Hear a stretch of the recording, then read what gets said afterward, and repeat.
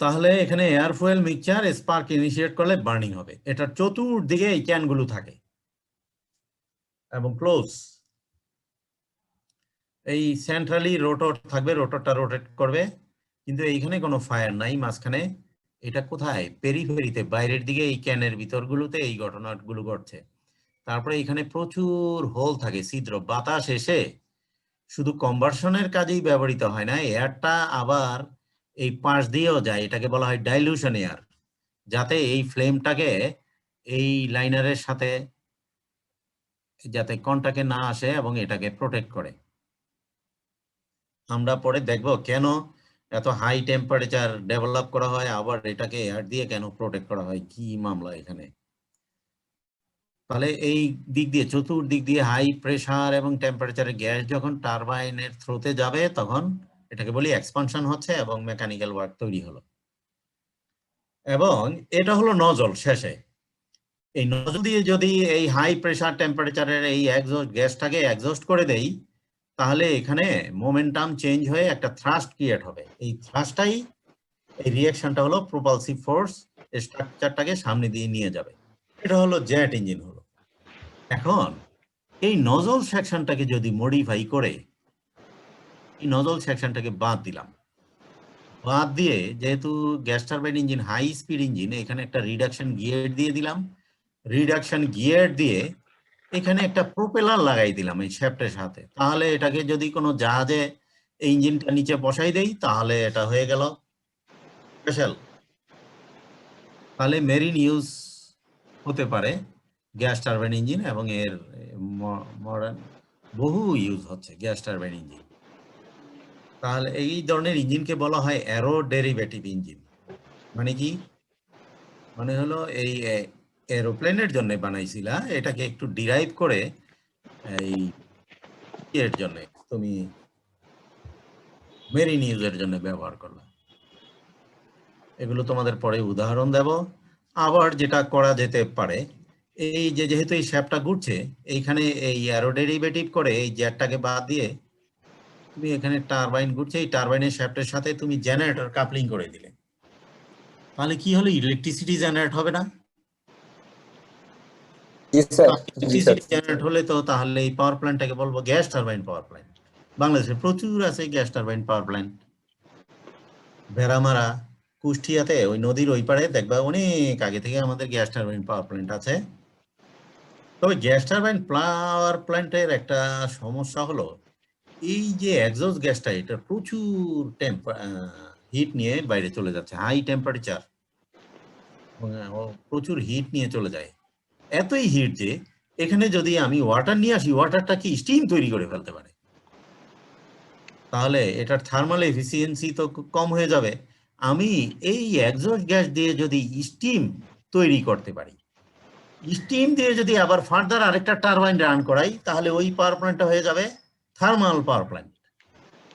আর এটা হলো gas turbine power plant. আর দুটো একসাথে করে রান করালে এটার নাম হলো কম্বাইন পাওয়ার প্ল্যান্ট। এবং বাংলাদেশে প্রচুর এরকম উদাহরণ আছে, যেমন শিকলবাহা। তোমরা ওই যে কালুরঘাট ব্রিজ আছে না, ওই যে টানা ব্রিজের মতো, কক্সবাজার যায় ওই দিক দিয়ে, যে তারপরে ওই দিক দিয়ে শিকলবাহা যায়। আমরা একবার গিয়েছিলাম। এই শিকলবাহা পাওয়ার প্ল্যান্টে অনেক ধরনের পাওয়ার প্ল্যান্ট আছে। ওখানে একটা অংশ আছে হলো combine gas turbine steam power plant.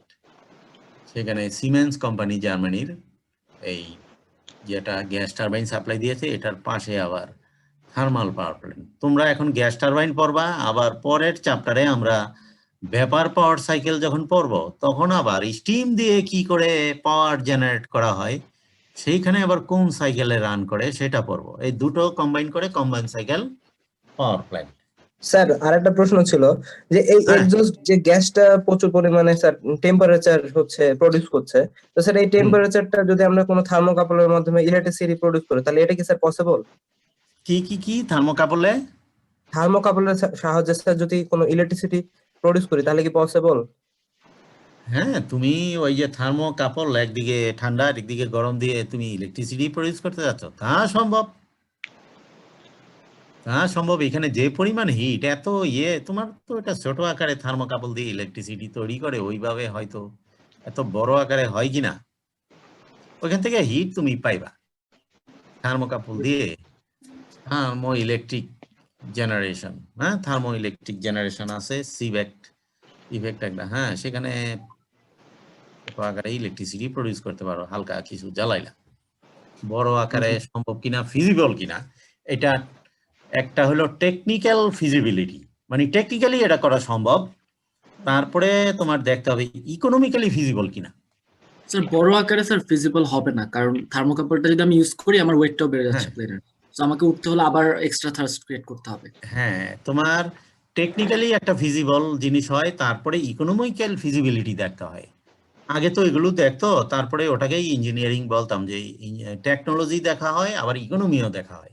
এখন আবার আরো কনস্ট্যান্ট যোগ হয়েছে, এনভায়রনমেন্টের ইম্প্যাক্ট কিরকম সেটাও দেখা হয়, এনভায়রনমেন্টাল ফিজিবিলিটি স্টাডি করা হয়। এই কাজটা করতে যে তুমি কম খরচে বিদ্যুৎ তৈরি করলা ভালো কথা, আবার প্রচুর বিদ্যুৎ তৈরি করতে পারবা, এনভায়রনমেন্টের কি অবস্থা হবে, এনভায়রনমেন্টের 12টা বাজাই দেবো কিনা, সেটাও যদি হয় তাহলে তোমার এই প্রজেক্টকে তোমার আনতেই দেবে না, বুঝছো? দিনে দিনে খালি কনস্ট্যান্ট যোগই হচ্ছে শর্ত। এনভায়রনমেন্টটাও স্টাডি করতে হবে, এনভায়রনমেন্ট স্টাডি করলা, তারপরে আরো অনেক কিছুই আছে, মেইনলি এনভায়রনমেন্ট স্টাডি করতে, আগে এটা করা হতো না, এই যে অনেক বিপর্যয় হয়েছে। আচ্ছা মোটামুটি গ্যাস টারবাইনটা কি এরকম একটু আইডিয়া হলো মাথায়, আস্তে আস্তে আমরা স্টাডি করব। এই কথাগুলো বললাম এখানে ওই ল্যাঙ্গুয়েজে বলা আছে, তবে গ্যাস টারবাইন ইঞ্জিনটা বলা হলো যে তোমরা বললা যে কোথায়, এটার একটা অ্যাপ্লিকেশন হলো এভিয়েশনে, হ্যাঁ বিভিন্ন ইঞ্জিন। এই যে এটা একটা ইঞ্জিন, এটা হলো এই যে জেট ইঞ্জিন, টার্বোজেট। টার্বোজেট মানে কি, এখানে টারবাইন তো আছেই, অনলি জেট। এই প্রপালসিভ ফোর্সটা তৈরি হলো এই পিছনে যে নজলের দিয়ে যে এই গ্যাসটা বের করে দিলাম, এটার মোমেন্টাম চেঞ্জ হলো, ওই মোমেন্টাম চেঞ্জ হওয়ার কারণে যে প্রপালসিভ ফোর্সটা তৈরি পাইলাম সেটাকে বলা হয় টার্বোজেট ইঞ্জিন। আবার আমি এই জেটটা আমার কনসার্ন না, এই যে টারবাইনটা ঘুরছে, টারবাইনের সাথে একটা সামনে একটা প্রোপেলার লাগাই দিলাম, প্রোপেলারটা এয়ার কেটে কেটে সামনে গেল, এখানে প্রপালসিভ ফোর্স তৈরি হলো প্রোপেলার দিয়ে, তাহলে এটাকে টার্বো জেট না বলে টার্বো প্রপ ইঞ্জিন বলি আমরা। ছোট ইঞ্জিনগুলো এরকম, এই ধরনের ইঞ্জিন বিশাল আকারের হয় না, ছোট ছোট ইঞ্জিন হয় এবং এর অল্টিটিউড বেশি উপরে যাওয়া যায় না। তোমরা থার্ড ইয়ারে যখন পড়বা ফ্লুইড মেকানিক্স, তখন দেখবা যে এই যেটা ব্লেড আছে, ব্লেডের এই প্রোফাইলটা এয়ারটা ফলো করতে পারে না, স্পিড যখন বেশি হয়ে যায় স্টল করে যায়।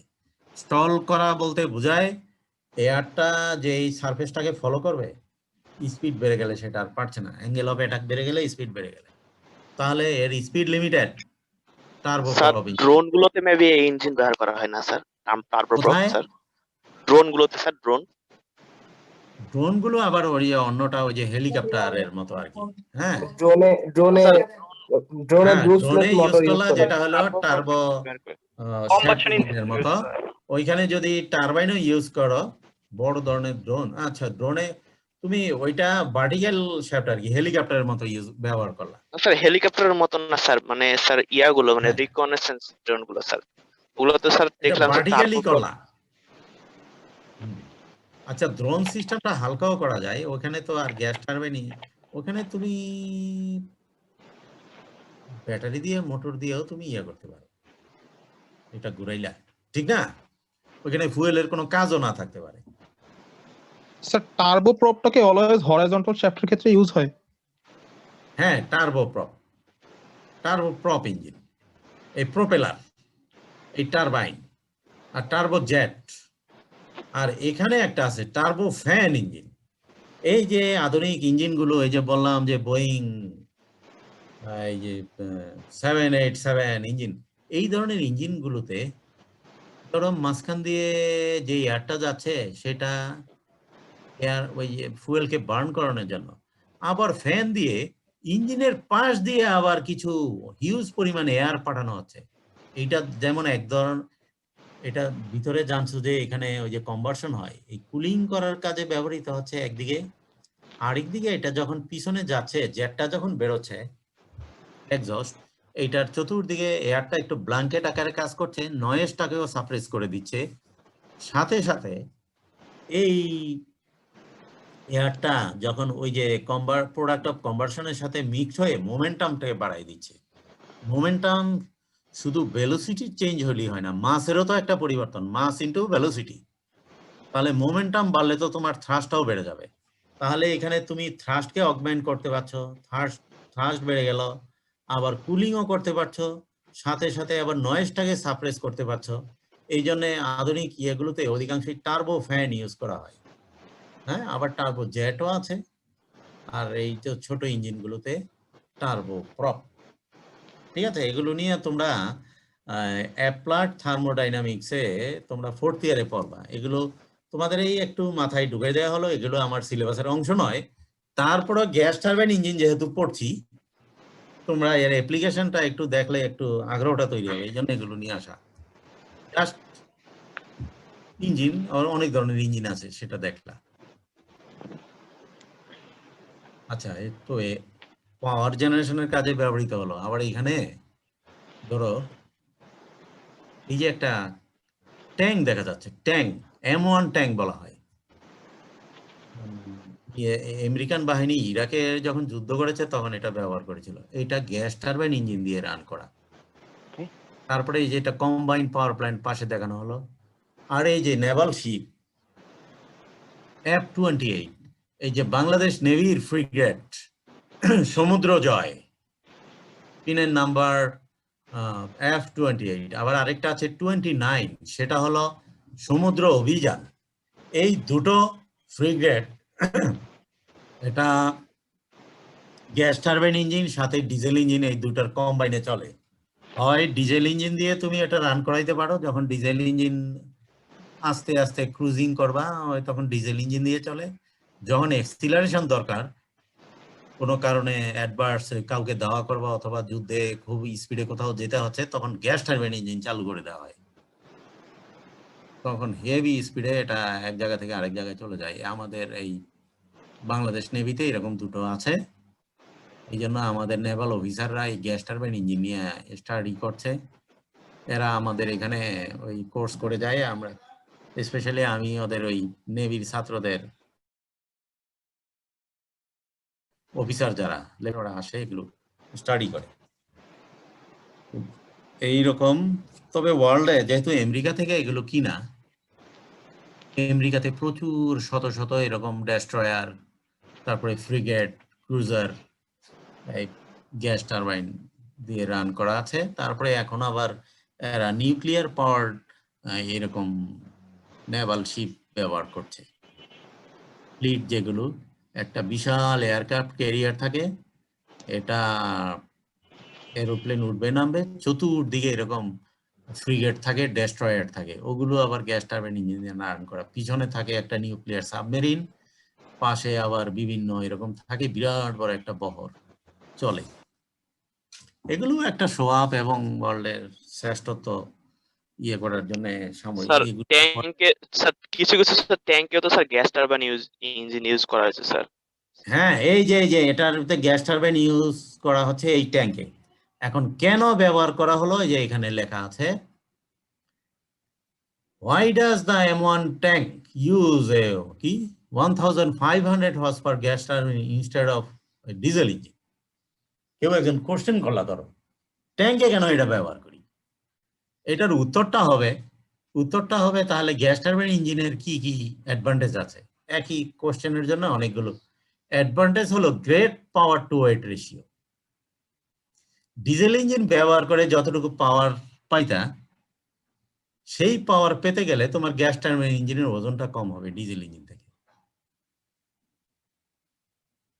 এটা একটা গ্রেট অ্যাডভান্টেজ। এই জন্য শিপে এবং এই ট্যাঙ্কে এগুলোতে ওয়েট একটা ব্যাপার, তো ডিজেল ইঞ্জিনের ওজন বেশি, তাহলে গ্যাস টারবাইন ইঞ্জিন ব্যবহার করা যায়। যদিও গ্যাস টারবাইনে অনেক ডিসঅ্যাডভান্টেজ আছে, ওটাও আমরা দেখবো। আর এটা কি কষ্ট তো smaller বেশি than maybe sir. their reciprocating counterparts or the same power, তাহলে পাওয়ার টু ওয়েট রেশিও ভালো এবং স্মলার। স্যার ডিজেল ইঞ্জিনের কস্ট বেশি না স্যার গ্যাস টারবাইন ইঞ্জিনের কস্ট বেশি স্যার? গ্যাস টারবাইনের কস্ট হিউজ। এখানে কি করা হয় জানো, এই যে দেখো না হাই টেম্পারেচার, এখানে সুপার অ্যালয় ব্যবহার করা হয়। শুধু অ্যালয় নয়, সুপার অ্যালয়, যেই ধরনের অ্যালয় হাই টেম্পারেচার সাস্টেইন করতে পারবে। তারপরে ফুয়েল কষ্ট বেশি, তারপরও কেন এটা ইউজ করা হয়? এটা ইউজ করা হয় হলো হালকা, তারপর ছোট, এই বিশেষ করে মিলিটারি ইউজের বেশ অ্যাপ্লিকেশন আছে যেখানে ফুয়েল খরচ অথবা ওই বানানোর খরচ, এই ইনিশিয়াল কস্ট, এই জিনিসটা কনসার্ন না। কনসার্ন হলো জিনিসটা পারফর্ম করে কেমন, সেটাই হলো আসল কনসার্ন। এন্ড রেজাল্টটা কি, কি পরিমাণ খরচ করলা সেটা বড় কথা নয়।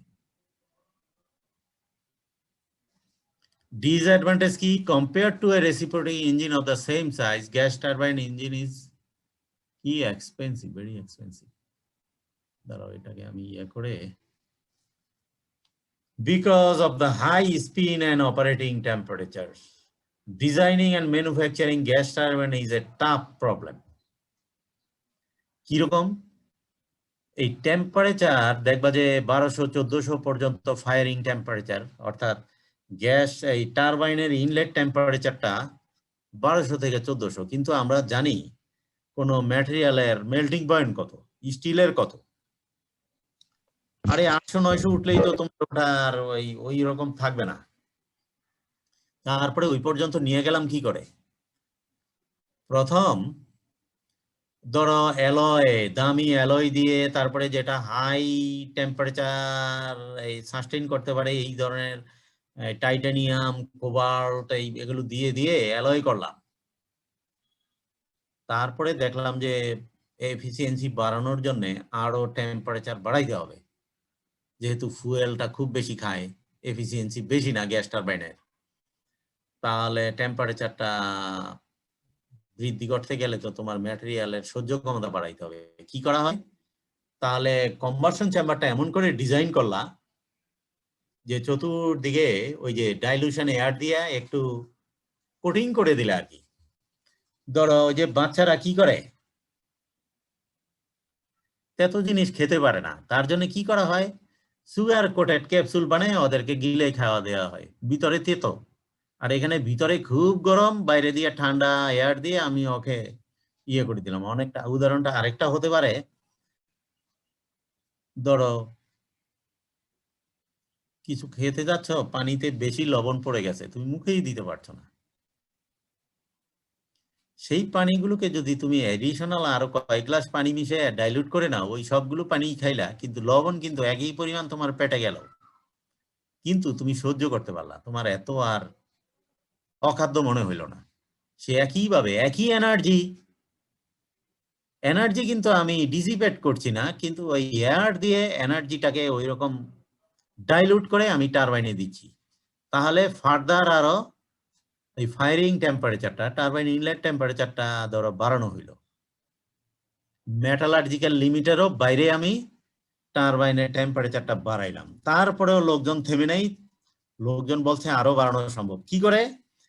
টারবাইন ব্লেডটাকে এমন ভাবে তৈরি করা হলো যাতে ভিতরে ছিদ্র ছিদ্র ফিল্ম কুলিং হয়, এয়ারটা টারবাইনের ব্লেডের ভিতর দিয়েও যাচ্ছে। এই টারবাইন ব্লেড কুলিংটা করার কারণে আরো ফার্দার এই টেম্পারেচারটাকে রাইজ করা গেল, ওটাকে 1200-1400 পর্যন্ত নিয়ে যাওয়া গেল। তাহলে এই যে তোমার ম্যানুফ্যাকচারিং টেকনোলজি, এগুলো খুব টাফ। এই ধরনের টারবাইনের এই ব্লেড তৈরি করা, যেমন নর্মাল এই যে ট্রেডিশনাল ম্যানুফ্যাকচারিং টেকনোলজি না, এমনই টেকনোলজি ব্যবহার করা হয় যাতে একটা ব্লেডে সিঙ্গেল ক্রিস্টাইল তৈরি হয়। বিভিন্ন ক্রিস্টাইল যখন একসাথে তৈরি হবে, গ্রেন বাউন্ডারি থাকে, এই বাউন্ডারি থাকলে ওই ইমপারফেকশন ওখানে থাকে, ব্লেডটা ভেঙে যাবে। তুমি যদি আস্ত একদম একটা ক্রিস্টাইল তৈরি করতে পারো ব্লেডটা, তাহলে ইমপারফেকশন থাকবে না। ওই ধরনের ম্যানুফ্যাকচারিং টেকনোলজি সফিস্টিকেটেড সব জায়গায় নাই এবং খুবই হাইলি কস্টলি। তাহলে এই হাই টেম্পারেচারের জন্য এই হাই অপারেটিং টেম্পারেচারের জন্য designing and manufacturing gas turbine is a tough problem. তারপরেও লোকজন তৈরি করছে, এই জন্যই এরোপ্লেনের ইঞ্জিন সব দেশ বানাইতে পারে না। ওই টেকনোলজি যদি জানি এবং আমরা, তাহলে আমরাও তৈরি করতে পারবো। জেনারেল ইলেকট্রিক তৈরি করে, তারপরে প্রাট এন্ড হুইটনি তৈরি করে। Gas turbine use more fuel when they are idling, and they prefer a constant rather than a fluctuating load. শোনো, তুমি গ্যাস টারবাইন ইঞ্জিনটা যে ডিজাইন কন্ডিশনে বানিয়েছ ওইখানেই এটা অপটিমাম, অর্থাৎ কম ফুয়েল ইউজ করবে। এর কম বেশি হয়ে গেলে স্পিড ফ্লাকচুয়েট করছে, অথবা যখন তুমি থেমে আছো, ইঞ্জিন চলছে, সেই ধরনের অফ ডিজাইন কন্ডিশনে হিউজ ফুয়েল বার্ন করে। তো এই জন্য যখন এই অফ ডিজাইন কন্ডিশনে ডিজেল ইঞ্জিন ব্যবহার করা হয়, যখনই তুমি একটা ফ্লাকচুয়েটিং লোডেও এই কাজ করা হয়। আবার গ্যাস টারবাইনটাকেও সেইভাবে ডিজাইন করা হয়, যখন একটা কনস্ট্যান্ট স্পিডে রান করবে, আবার যখন লোড ফ্লাকচুয়েট করবে তখন সেখানে আবার অন্য ব্যাপার। টারবাইনটাকে স্প্লিট করে টারবাইনটাকে দুই ভাগে ভাগ করে ফেলা হয়। টারবাইনের এক অংশ দিয়ে গ্যাস জেনারেটর কম্প্রেসার রান করানো হয়, ওটা কনস্ট্যান্ট স্পিডে চলে। আর বাকি অংশ টারবাইনের ওটা ফ্রি করে ফেলা হয়, ওইটার নাম হলো ফ্রি টারবাইন। ওটা দিয়ে তুমি প্রোপেলার ঘুরাইলা, প্রোপেলারের লোড কম বেশি হতে পারে, সেই অনুযায়ী সেটা আবার ওই সেইভাবে তুমি করলা আর কি, অপারেট করলা। কিন্তু তোমার গ্যাস জেনারেটর কনস্ট্যান্ট স্পিডে রান করবে, যেখানে ফুয়েল ইকোনমিটা হবে। অনেক টেকনোলজি আছে ভিতরে। মেইনলি গ্যাস টারবাইন ইঞ্জিন কি এবং তার সুবিধা কেন, কোন কারণে গ্যাস টারবাইন ইঞ্জিনের প্রতি আমরা আকৃষ্ট হইলাম, তারপরে ডিসঅ্যাডভান্টেজ কি, মোটামুটি জানলাম বড় দাগে। এটার ভাই ডিজাইন চ্যালেঞ্জ একটা আছে। চ্যালেঞ্জ এখানে আছে তোমাদের মেকানিক্যাল ইঞ্জিনিয়ারদের কাজ করার প্রচুর স্কোপ। কিছুদিন আগে জার্মানির এক প্রফেসর ওয়েবিনার দিল আমাদের মেকানিক্যাল ডিপার্টমেন্টের, নাম শুনেছো বোধহয়, আমরা ছিলাম সেখানে। ওই ম্যাটেরিয়াল রিসার্চ নিয়ে কাজ করে, বিশেষ করে গ্যাস টারবাইন বললো যে আমরা এই এমন ভাবে এই ম্যাটেরিয়াল সাজেস্ট করেছি যেখানে এই টেম্পারেচারটা আরো ফার্দার বাড়ায় আমরা এফিসিয়েন্সিকে আরো কয়েক % বাড়ানোর সক্ষম হয়েছি। তো এখনো এর রিসার্চ চলছে। তাহলে গ্যাস টারবাইনের ইউজ কোথায় কোথায় তোমরা নিজেরাই বললা। এয়ারক্রাফট প্রপালশন সিস্টেমে গ্যাস টারবাইন ইউজ করা হচ্ছে। ইলেকট্রিক পাওয়ার জেনারেশনও সম্ভব, সেটাও আমরা দেখলাম। তারপরে মেরিন ভেহিক্যাল প্রপালশন, সেটাও আমরা উদাহরণ হিসেবে দেখলাম। তারপরে কম্বাইন্ড সাইকেল পাওয়ার প্ল্যান্ট, সেটা তো combined cycle with steam power plant আর কি। তারপরে ট্যাঙ্ক, এগুলো ইউজ হয়। তবে আরো কিছু ইউজ আছে, বাস ট্রাকেও, স্পেশাল বাস ট্রাকেও এটা ইউজ করে এবং ট্রেনেও ইউজ করে শুনেছি। আছে, তুমি সার্চ দিয়ে দেখবা যে train run by gas turbine, দেখবা যে ইয়েতে ইউটিউবে সার্চ দিলে ওরকম ট্রেনই আসছে গ্যাস টারবাইনে রান করছে, কোনো কোনো দেশ এরকম বানাচ্ছে। তো মেজর ইউজ গুলো উল্লেখ করলাম, এরকম ওগুলো থাকতে পারে। তাহলে মেজর অ্যাপ্লিকেশন হলো এয়ারক্রাফট প্রপালশনে এবং ইলেকট্রিক পাওয়ার জেনারেশনে এবং মেরিন এর ব্যাপক ইউজ আছে।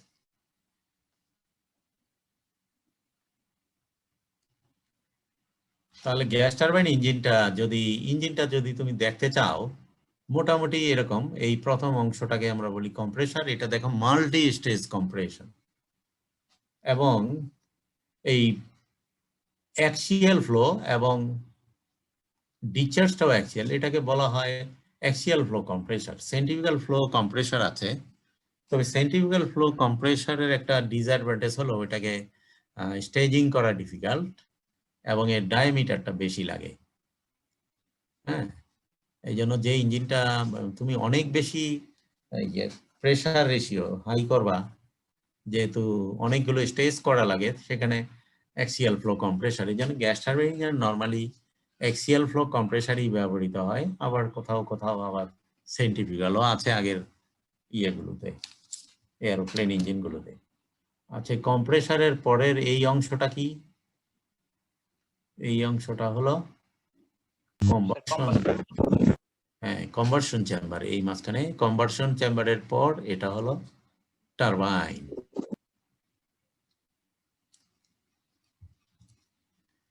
এখানে আবার কম্প্রেসার, আবার এইখানে আবার কম্প্রেসার আসলো কেন? ঘটনাটা কি বলতো? ঘটনাটা হলো কম্প্রেসারটাকে দুটো অংশে ভাগ করা।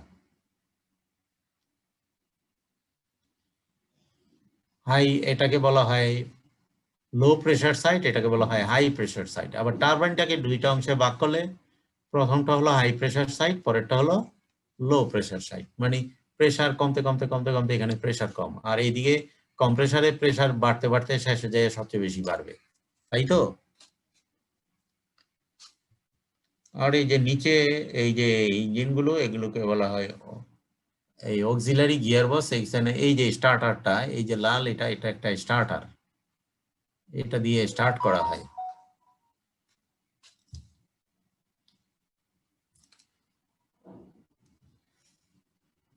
এখন পাওয়ার প্ল্যান্টে হলে কেমন করে ডিজাইন করবে?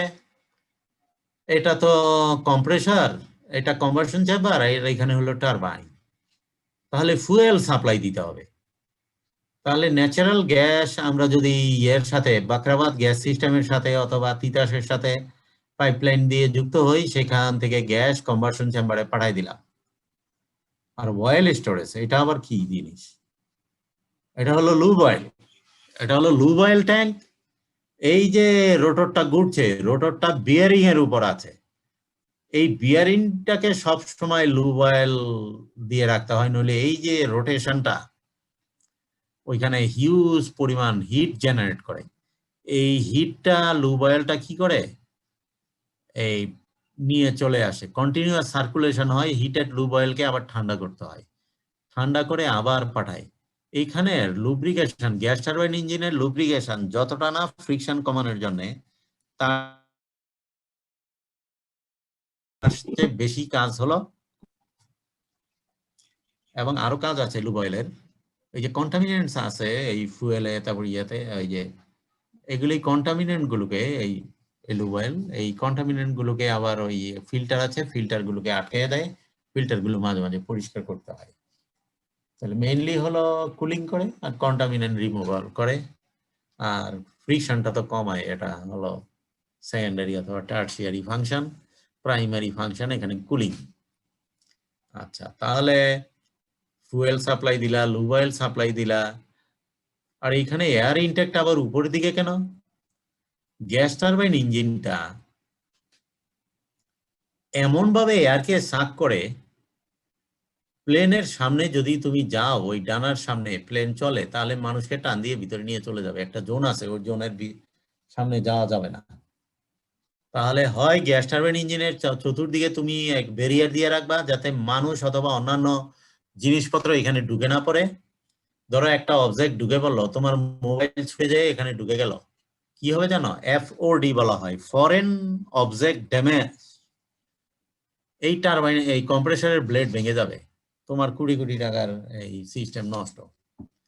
এই ফডটা যাতে না হয়, এয়ারটাকে উপর থেকে নিলে কিছুটা সেফ। এই মানুষ অথবা অন্যান্য জিনিস, এই ফরেন পার্টিকেল এই নিচের থেকে এগুলোকে এন্ট্রি হওয়ার সম্ভাবনা, ঠান্ডা এয়ার এটাকে এন্ট্রি হলো।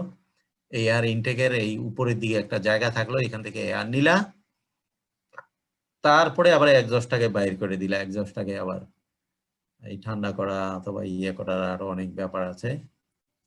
এইটাকে গরমটাকে তুমি এই আশেপাশে ডেকের কোথাও দিকে ডাইরেক্ট করলে তো এইদিকে গরম পুড়ে টুরে ফেলবা, লোকজন, জায়গা থাকবে না। উপরের দিকে দিয়ে দিলে চিমনি দিয়ে, তাহলে সুবিধা, তোমার এই স্পেসটা ইউটিলাইজ করলা, কি জাহাজে কি ল্যান্ড ইউজে। তাহলে স্যার অ্যাকচুয়ালি লুব অয়েলের কাজটা কি? হ্যাঁ, জোরে বলো। স্যার লুব অয়েলের কাজটা কি? লুব্রিকেশন। হ্যাঁ, লুব অয়েলের কাজ হলো লুব্রিকেশন করা, কিন্তু এইখানে লুব্রিকেশন তো করেই, ফ্রিকশনটাকে কমায়। এখানে টারবাইন, এই যে রোটরটা আছে না, এই রোটরে কি এই ব্লেড লাগানো থাকে, তারপরে টারবাইন লাগানো থাকে, কোথাও এগুলো তো আটকায় রাখবে নাকি, বিয়ারিং থাকবে না? এই স্যার। বিয়ারিং গুলোকে সবসময় এই রোটর এবং এই বল বিয়ারিং বলো, তারপরে এই রোলার বিয়ারিং আর কি, রোলার বিয়ারিং, এগুলোতে লুব অয়েল দিয়ে ভরে রাখা হয়। তো এখন ঘুরতে গেলে হিট জেনারেট করে, এই হিটটাকে ডিসিপেট করে। বুঝতে পারছি। লুব অয়েলটা কন্টিনিউয়াস ফ্লো হয়, এই গরম লুব অয়েলটাকে নিয়ে আসা হয় স্ক্যাভেঞ্জ পাম্প দিয়ে, আর আরেকটা পাম্প দিয়ে, প্রেসার পাম্প দিয়ে অয়েল স্টোরেজ থেকে ওইখানে পাঠানো হয় জায়গা মতো। আর ওখানে ওই জায়গা থেকে আবার ওই বিয়ারিং এর অংশ থেকে আবার স্ক্যাভেঞ্জ পাম্প বলা হয়, ওখান থেকে টেনে আবার লুব অয়েল গুলোকে নিয়ে এসে আবার ওই ট্যাঙ্কে পাঠায় দেয়। ট্যাঙ্কে পাঠানোর আগে একটু ফিল্টার করে আর কি, দ্যাট বুঝছো? মিন্স কি স্যার লুব অয়েলটাকে এখানে lubricant at the same time cooler হিসেবে কাজ করে। হ্যাঁ, লুব অয়েলের তো আরো কাজ আছে। ও আর এই স্যার ওই পড়ো নাই এগুলো, আবার এখানে লুব অয়েলের কাজ শিখতেছো, বলো তো লুব অয়েলের কি কাজ বলো? 4-5টা কাজ আছে, কেউ বলো তো কি কি কাজ?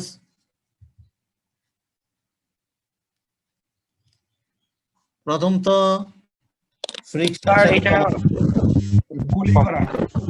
ফ্রিকশন তারপরে কষ্টটা যেন কমায় দিছে কুলেন্ট হিসাবে কাজ করে, তারপরে এই যে ময়লা আবর্জনা দূর করে, কন্টামিনেন্টস রিমুভ করে, তারপরে এখানে অ্যাডিটিভ থাকে, তাহলে অ্যাডিটিভ থাকলে করোশনটাকে দূর করে নাকি? তারপর কোন কোন ক্ষেত্রে লুব অয়েল আবার পাওয়ার ট্রান্সমিট করার কাজে ব্যবহৃত হয়। কোথাও ব্রেক ট্রেক কোনো কিছু করলা, লিভার, ওখানে ব্রেক অ্যাপ্লাই হলো, তারপরে আবার অ্যাকচুয়েটরকে অ্যাকচুয়েট করলা, পিস্টন বের হলো, সিলিন্ডার। হ্যাঁ, এই লুব অয়েল দিয়ে হাইড্রোলিক সিস্টেমে লুব অয়েলটার আরো কাজ আছে, পাওয়ার ট্রান্সমিট করে। তাহলে ফ্রিকশন আচ্ছা স্যার স্যার লুব অয়েলটা কি স্যার হিটিং ও করতে পারে? এখানে তো স্যার এখানে তো কুলিং এর কাজ করতেছে, যে এটা কি দিয়ে কিছু হিটিং ও করা যায়? লুব অয়েল দিয়ে হিট করবা কেন? আমি স্যার এই কেসে তো স্যার কুলিং করতেছে, আপনি কি হিটিং করা যায় কিনা স্যার, যেহেতু পাওয়ার ট্রান্সমিটের কথা বললেন। হ্যাঁ, এখানে হিটও করে। গুড। কি হিট করে জানো? এই গরম লুব অয়েলটা যখন আমি আবার ট্যাঙ্কে পাঠাবো না, এই বাইরে থেকে যখন হ্যাঁ, স্যার। ঠান্ডা ইয়াটা আনবো, ফুয়েলটা, এখানে একটা হিট এক্সচেঞ্জার দিয়ে দিলাম, ফুয়েলটাকে একটু প্রি হিট করে এইখানে পাঠাই দিলে কিছুটা আমার ফুয়েল ইকোনমি হলো। এটা অবশ্যই করা হয় এবং এটা এয়ারক্রাফট ইঞ্জিনে করা হয়, তাহলে আচ্ছা, স্যার। ফুয়েল ইকোনমি হলো। এটাকে বলা হয়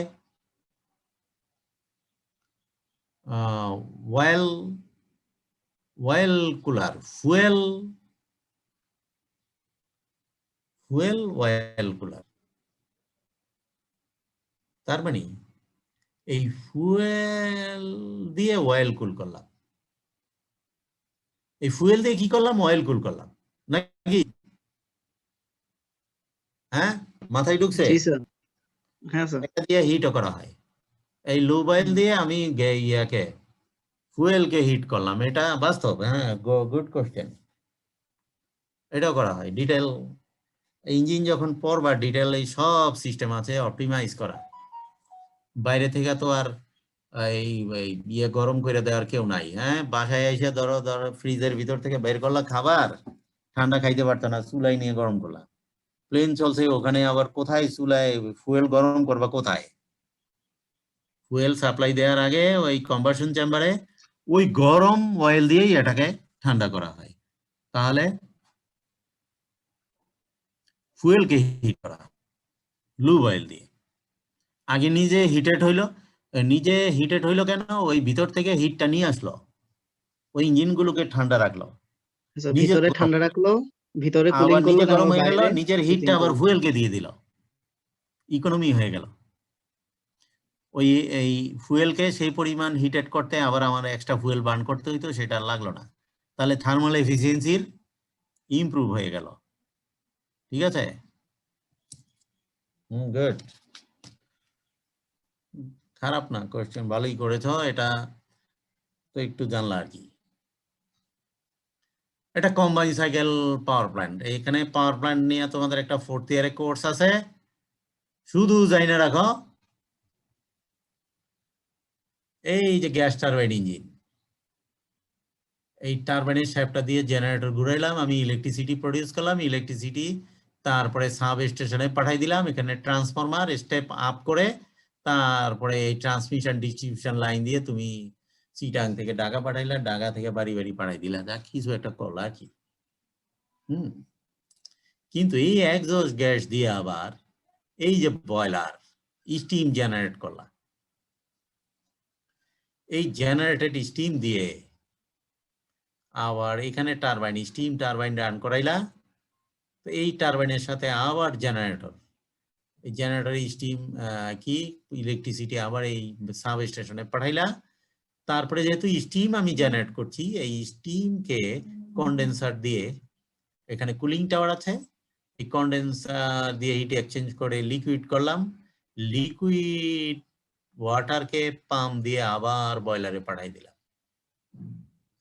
এই যে বয়লার, এই বয়লারে আবার স্টিম জেনারেট হলো, স্টিমটা আবার এসে টারবাইনে এক্সপান্ড করলো, তারপরে এটাকে আবার একই কন্ডেন্স করে, এইখানে দুটো সার্কিট নাকি, জি স্যার, আবার এখানে কুলিং, স্টিম টারবাইন থেকে আবার এটা একটা হিট এক্সচেঞ্জার, যে কন্ডেন্সার আছে, কন্ডেন্সারের কাজ কি, এই যে স্টিমটাকে ব্যবহৃত স্টিমটাকে পুরোপুরি কন্ডেন্স করে ফেললাম, লিকুইডে তৈরি করে ফেললাম, লিকুইড নিয়ে করে ফেলা, এই ঠান্ডা করে, এটা একটু গরম হয়ে গেল না, এই ঠান্ডা পানি সাপ্লাই দিলাম, ঠান্ডা পানি এখানে স্টিম থেকে নিয়ে এটা গরম হয়ে গেল, এই গরম পানিটাকে আবার উপর দিকে এরকম করলাম, বাতাসে আবার এই ঠান্ডা করে স্প্রে পন্ড কুলিং আর কি, কুলিং টাওয়ার, এই থার্মাল পাওয়ার প্ল্যান্টে কুলিং টাওয়ারটাকেই, ওই যে আমাদের রাউজান তাপবিদ্যুতের ওই পিছে দেখবা এইরকম টাওয়ার আছে,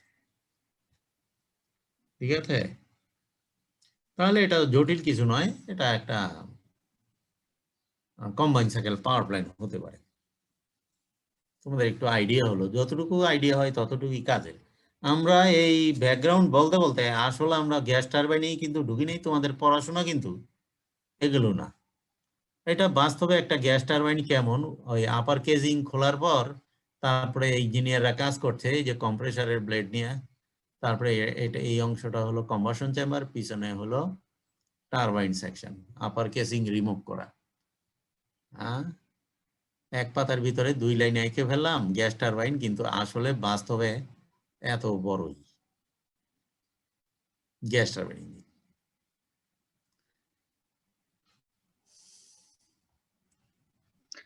সব তো অ্যালয় না স্যার? অ্যালয় এক এক জায়গায় এক এক রকম, টারবাইনের ব্লেড একরকম, কম্প্রেসারের ব্লেড একরকম, যেহেতু এক এক জায়গায় এক এক টেম্পারেচার, বুঝছো? এটাকে ম্যানুফ্যাকচারিং কমানোর জন্য সব একই ম্যাটেরিয়াল দ্বারা ইউজ করা হয় না। বুঝতে পারছি স্যার। ব্লেড কোয়ান্টিটি যত বাড়বে তত কি স্যার মানে এয়ারটা কম্প্রেশন তত বেশি হবে? হ্যাঁ, ভালো করে বলো, কি বললা? ব্লেড কোয়ান্টিটি যত বেশি হবে এয়ারের কম্প্রেশনটা কি তত বেশি হবে? হ্যাঁ, কম্প্রেশনটা, হ্যাঁ, কম্প্রেশন রেশিওর উপরে তোমার থার্মাল এফিসিয়েন্সিটা বাড়ে। আচ্ছা, এখানে আমরা থিওরি পড়বো আর কি, সেইখানে থিওরির দিকে যাব। আপাতত সিস্টেমটা তো কেমন একটু মাথায় নিলা, ঠিক আছে? জি স্যার, মাথায় আসছে। কম্পোনেন্ট অফ গ্যাস টারবাইন কি কি main component? Compressor, combustor, turbine. Turbine, combustor অথবা কম্বাসন চেম্বার, যাই বলো, দুইটাই বলতে পারো। তাহলে মেইন কম্পোনেন্ট 3টা। তাহলে এই কম্পোনেন্ট গুলোর কাজ কি? ওটা তো বললামই, compressor sucks in air from the atmosphere and compresses it to pressure in the range of 15 to 20 bar. আচ্ছা, অ্যাটমসফেরিক এয়ারের যদি প্রেসার নিয়ার অ্যাবাউট 1 বার, তাহলে এটাকে একদম 15 থেকে 20 পর্যন্ত, মানে কতটুকু 20 গুণ বাড়াই দিলাম, ঠিক না? হ্যাঁ স্যার, জি স্যার, 17 গুণ বলছিলেন আর কি স্যার, মানে এভারেজে 17 গুণ, 15 টু 20 মিনিটে এভারেজে 17.5। The compressor consists of number of rows of blades mounted on a shaft. The shaft is connected and rotates along with the main gas turbine. এই যে, আচ্ছা, এগুলো সম্পর্কে একটু ছবি দেখার জন্য দিয়েছি। তাহলে কম্বাসর কি করে? This is an annular chamber. Annular কি? মাঝখান দিয়ে where the fuel burns and is similar to the furnace in a boiler. The Yes, sir. gases in the range of 1400 to 1500 Celsius leave the chamber with high energy level. The chamber আস্তে আস্তে বাড়ছেই temperature দেখছো 1500 পর্যন্ত চলে গেছে. The chamber and the subsequent sections are made of special alloys and designs that can withstand high temperature. Turbine. আচ্ছা এটা তো গেল কম্বাসন চেম্বারের কি টেম্পারেচার, কিন্তু টারবাইনের ইনলেট টেম্পারেচার এখানে আবার বেশি বলা নাই, 550 পর্যন্ত, এটাকেও 1200 পর্যন্ত নিয়ে গেছে। বুঝতে পারছো? এই কম্বাসনের ভিতরে টেম্পারেচার এত হাই, কিন্তু টারবাইনে যখন এন্ট্রি হবে এত বেশি টেম্পারেচার, এটা দিলে মেটালার্জিক্যাল লিমিট ক্রস করবে, তাহলে ডাইলিউশন করে একটু বাড়াইলা, আবার টারবাইন ব্লেড কুলিং করে আর একটু বাড়াইলা। আর শুরুতে বাড়ানো হয়েছিল অ্যালোয়িং করে, allowing plus dilution plus blade cooling করে এটাকে মোর দেন 1000 করে ফেলা হয়েছে। আর অক্সিলারি সিস্টেম থাকে, তোমাদের এত কিছু জানার দরকার নাই, কৌতূহলী বলে না পাঠকদের জন্য উল্লেখ করা হইলো অক্সিলারি কি কি সিস্টেম থাকে। Air intact system, air exhaust system, starting system নিয়ে একটু বলেছিলাম, তারপরে ফুয়েল সিস্টেম আছে, আবার লুব অয়েল সিস্টেম আছে। ফুয়েল সাপ্লাই দেওয়ার একটা সিস্টেম আছে, ফুয়েল পাম্প থাকবে, আবার লুব অয়েল ট্যাঙ্ক থেকে আবার সাপ্লাই দেবে, আবার নিয়ে আসবে, আবার ক্লিন করবে, আবার ফুয়েলকেও সাপ্লাই দেবে, গরম করবে, তারপরে আবার কি করবে, ওখানেও একটা পাম্প থাকবে, ওখানেও ফিল্টার থাকবে, সবগুলোরই আলাদা আলাদা সিস্টেম আছে, এগুলোকে বলা হয় অক্সিলারি সিস্টেম। আবার পাওয়ার ট্রান্সমিশন সিস্টেমও আছে, গিয়ার সিস্টেম।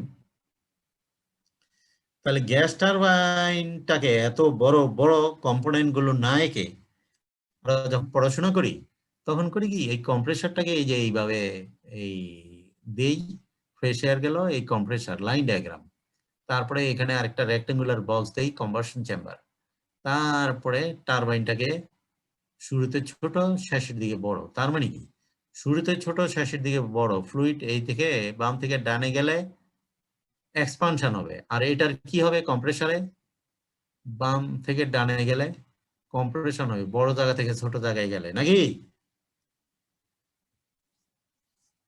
জি স্যার। আর শোনো, কম্প্রেশন নিজে নিজে রান করতে পারে না, টারবাইন যেই পাওয়ারটা তৈরি করলো শ্যাফটটা, সেখান থেকে কিছু অংশ নিয়ে টারবাইন এই কম্প্রেসারের সাথে কাপলিং করে দেওয়া হয়, এই কম্প্রেসার টারবাইনের কিছু পাওয়ার নিয়ে কম্প্রেসার নিজে রান করে, আর এই নেট যেটা এই কম্প্রেসারকে দেওয়ার পর যেটা থাকে সেটা দিয়ে আমি প্রোপেলার চালাইতে পারি অথবা জেনারেটর চালাইতে পারি। জেনারেটর হলো পাওয়ার জেনারেশনের জন্য, প্রোপেলার হলো ধরো শিপ অথবা টার্বো প্রপ ইঞ্জিন হতে পারে। আর যদি এগুলো কিছুই না করি, নজলের ভিতর দিয়ে পাঠাইলে, তাহলে টার্বো জেট ইঞ্জিন হতে পারে।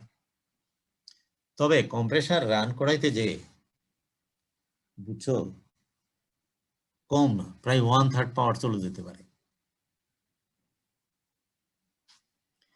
তাহলে কম্প্রেশনটা কি হয় 1 থেকে 2, আইডিয়ালি হলো আইসেন্ট্রপিক কম্প্রেশন, টিএস ডায়াগ্রামে 1 থেকে 2 আইসেন্ট্রপিক কম্প্রেশন। তারপরে 2 থেকে 3 হলো কনস্ট্যান্ট প্রেসার হিট এডিশন। এইখানে কম্বাসন চেম্বারে প্রেসার আর বাড়ানো হয় না, প্রেসার বাড়ানো হয়েছিল কম্প্রেসারে, এইখানে কাঙ্ক্ষিত হলো তুমি টেম্পারেচার বাড়াই দিবে আর কি, প্রেসারটা ঠিকই থাকে, যদিও কিছুটা প্রেসার ফ্রিকশনের কারণে লস হয় ইনসিগনিফিক্যান্ট অ্যামাউন্ট, তবে কনস্ট্যান্ট প্রেসার হিট এডিশন।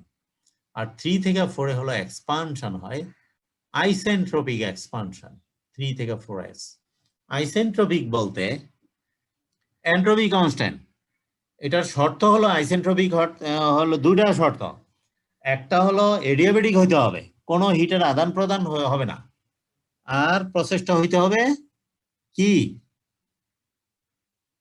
কি বলো কি,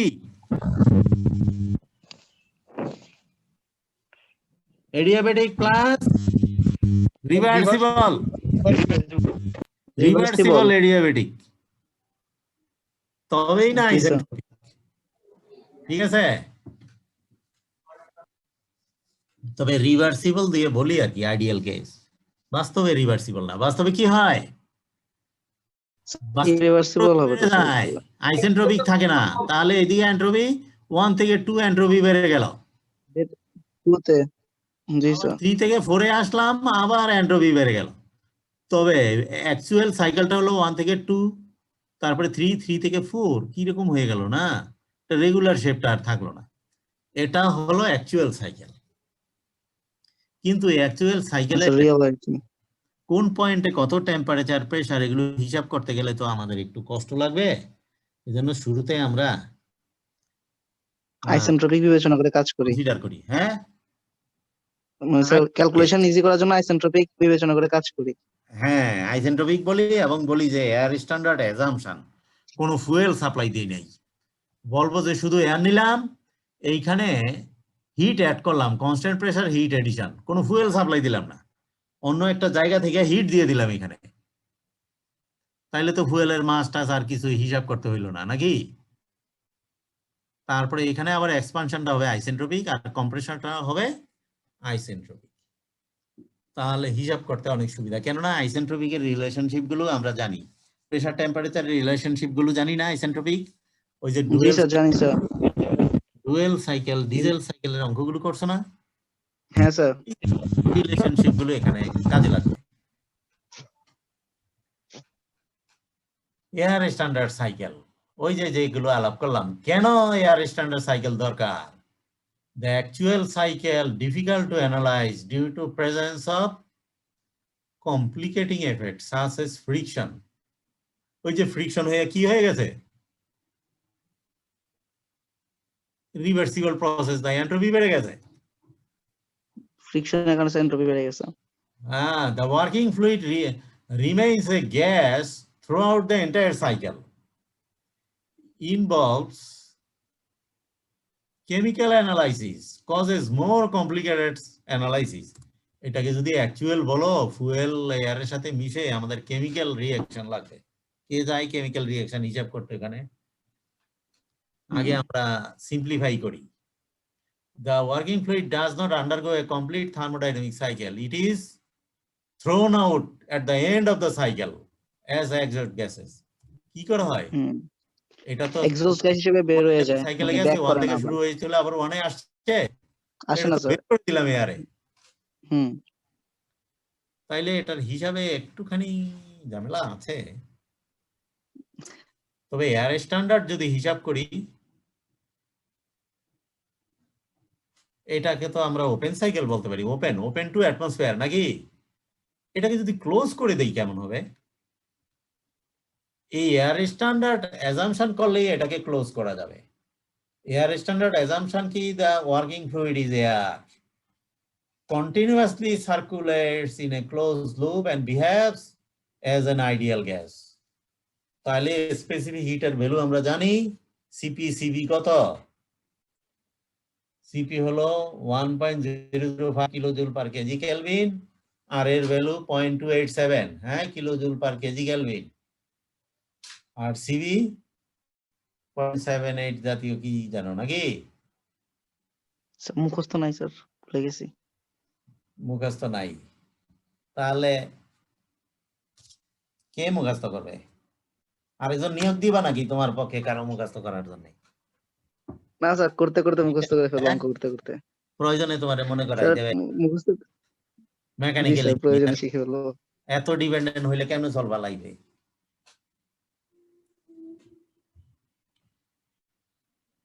অল প্রসেস আর ইন্টারনালি রিভার্সিবল ধরে নিলাম, এয়ার স্ট্যান্ডার্ড অ্যাজাম্পশন ধরে নিলাম internally reversible.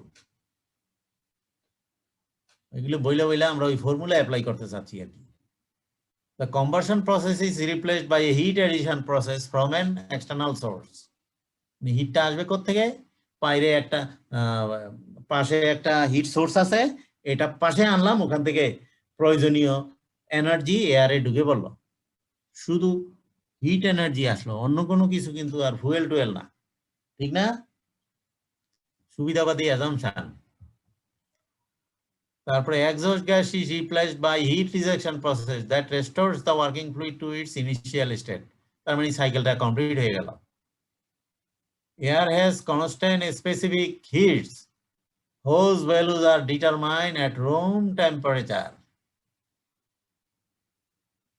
Constant specific heats, variable না, যার ভ্যালুটা room temperature 300 Kelvin. This assumption is called cold air standard assumption or air standard assumption বলে। তাহলে আমরা এই ফর্মুলাটা ইউজ করতে পারবো। টেম্পারেচার T2 by T1 এগুলো P2 by P1, পাওয়ার হলো গামা মাইনাস 1 বাই গামা অথবা K মাইনাস 1 বাই। এখানে এয়ার এর ভ্যালু কত? কে এর ভ্যালু কত এয়ার এর জন্য? 1.4। কোন কোন বইতে গামা বলে, gamma equal to CP by CV নাকি 1.4 অথবা কি একই জিনিস।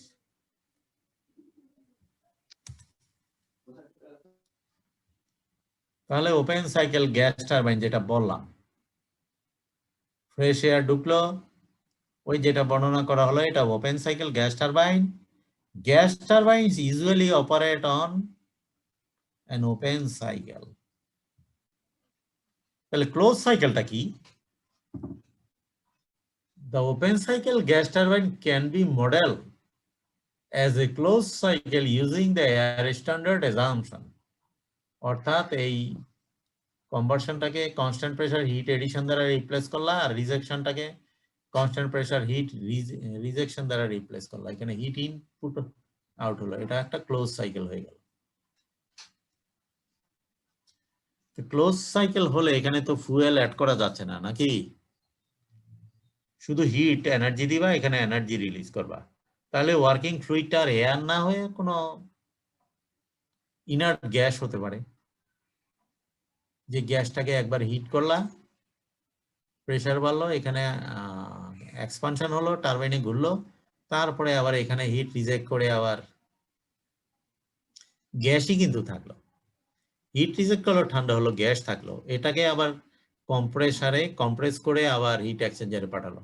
এখানে কিন্তু লিকুইড করা যাবে না, লিকুইড করলে এখানে থাকতো পাম্প। লিকুইডটাকে এনার্জাইজ করে পাম্প আর গ্যাসটাকে এনার্জাইজ করে কম্প্রেসর। হ্যাঁ, গ্যাস টারবাইন। তাহলে এই যে আইডিয়াল সাইকেলটা বলা হলো গ্যাস টারবাইনের জন্য, এই আইডিয়াল সাইকেলটার নাম হলো ব্রেটন সাইকেল। এতক্ষণে আমরা আমাদের আসল থিওরিটিক্যাল থার্মোডাইনামিক্সে চলে আসছি। তোমাদের এইখান থেকে পড়ানো শুরু করা যেত, কিন্তু তার আগে অ্যাপ্লিকেশন কোথায় কি কোথায় কিছুই বুঝতে না। তাহলে 1 থেকে 2 হলো আইসেন্ট্রপিক কম্প্রেশন, আবার 2 থেকে 3 কনস্ট্যান্ট প্রেসার হিট এডিশন, 3 থেকে 4 আইসেন্ট্রপিক এক্সপানশন, আর 4 থেকে 1 হলো কনস্ট্যান্ট প্রেসার হিট রিজেকশন। তাহলে এটা হলো গ্যাস টারবাইনের ফ্লো ডায়াগ্রাম। মেইন কম্পোনেন্ট গুলো কি জানতে চাওয়া হলে বলবা কম্প্রেসর, কম্বাসন চেম্বার আর টারবাইন। এটা হলো ফ্লো ডায়াগ্রাম, আর এটা হলো টিএস ডায়াগ্রাম, আর এটা হলো পিএস ডায়াগ্রাম, আর প্রসেস গুলোর নাম হলো এগুলো। ঠিক আছে, এই সাইকেলটার নাম হলো Brayton cycle, ideal cycle for gas turbine engine. ঠিক আছে, আইডিয়ালটাকে আমরা ব্রেটন সাইকেল বলছি। তাহলে এই সাইকেলের এফিসিয়েন্সি বের করা কোনো ব্যাপার না, যেহেতু অনেকক্ষণ রান করার পর এই কম্প্রেসর, টারবাইন এবং কম্বাসন চেম্বারটা স্টেডি ফ্লো হয়ে যায়। অর্থাৎ এখানে mass flow at inlet, mass flow outlet same. মানে কি এই ভ্যালুগুলো টাইমের সাথে ভেরি করছে না, অনেকক্ষণ রান করার পর একই ভ্যালুতে রান করছে। এখানে যা টেম্পারেচার 1 ঘন্টা পরে তাই, এখানে যা প্রেসার 1 ঘন্টা পরে তাই, এখানে যা প্রেসার টেম্পারেচার 1 ঘন্টা পরে তাই, মানে সময়ের সাথে ভেরি করছে না, স্টেডি হয়ে গেছে। তাহলে এগুলো সবগুলো steady flow device. Combustion chamber, heat এডিশনটা স্টেডি ফ্লো, কম্প্রেসারটা স্টেডি ফ্লো ডিভাইস, টারবাইনটা স্টেডি ফ্লো ডিভাইস। তাহলে ইন্ডিভিজুয়াল কম্পোনেন্ট গুলোতে আমরা steady flow energy equation apply করতে পারবো, যেটা first law of thermodynamics for open system, তাহলে ব্রেটন সাইকেল অ্যানালাইসিস করতে গেলে আমার এই যে স্টেডি ফ্লো এনার্জি ইকুয়েশন অথবা energy equation Q minus W equal to change of kinetic energy, change of potential energy plus change of enthalpy. এখন এই kinetic energy টার্মটা আর potential energy টার্মটা এই টার্মের তুলনায় নেগলিজিবল। এটাকে বাদ দিয়ে দিলে যেটা থাকে Q minus W equal to change of enthalpy থাকে। এখন দেখো, এটা হলো তোমার basic equation, steady flow energy equation, Q minus W equal to H. এখন কম্প্রেসারে কি দিতে হয়? কম্প্রেসারে দিতে হয় ওয়ার্ক। হিট সাপ্লাই দিচ্ছি না, হিটের আদান প্রদান নাই, তাহলে কিউটা zero. W equal to change of enthalpy, compressor হয়ে গেল। আর টারবাইনেও আমি হিটের আদান প্রদান করছি না, W equal to change of enthalpy. তাহলে টারবাইন এবং কম্প্রেসারের ইকুয়েশন জেনে গেলাম। আর যেখানে হিট এডিশন হবে কনভার্সন চেম্বারে, তাহলে এই তো ওয়ার্ক দিচ্ছি না, এই W zero, Q equal to change of enthalpy. তাহলে 1 থেকে 2 কি প্রসেস? কম্প্রেসার। তাহলে কম্প্রেসারে কি হয়? ডব্লিউ নাকি? ডব্লিউ না? W equal to change of enthalpy. আবার যেহেতু এটাকে একটা আইডিয়াল গ্যাস বলেছি, আইডিয়াল গ্যাস কিন্তু এয়ার স্ট্যান্ডার্ড অ্যাজাম্পশন, হ্যাঁ, এই যে আইডিয়াল গ্যাস, তাহলে কি হবে? আমরা জানি enthalpy for ideal gas is a function of কি? Function of temperature. তাহলে আমরা লিখতে পারি সিপি টি, লিখতে পারি সিপি টাইমস টি লিখতে পারি। তাহলে তো কত সুন্দর হয়ে গেল। 1 থেকে 2, আচ্ছা 2 থেকে 3 হলো হিট এডিশন হয়েছে, 2 থেকে 3 হিট এডিশন হয়েছে, চেঞ্জ অফ এনথালপি। আবার এনথালপিটা ফাংশন অফ টেম্পারেচার, তাহলে এইচ এর জায়গায় সিপিটি লিখতে পারি।